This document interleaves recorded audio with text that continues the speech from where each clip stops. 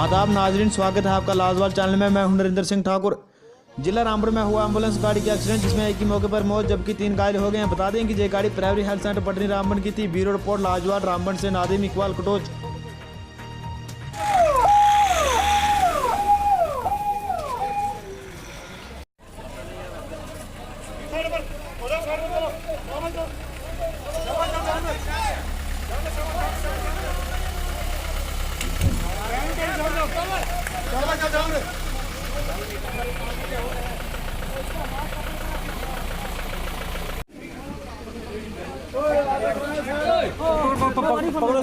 बाकी चलो मैं पीछे।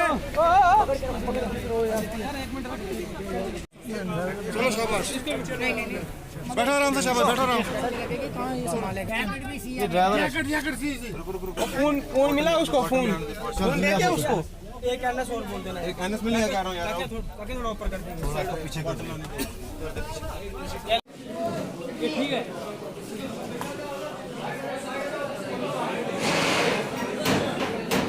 जी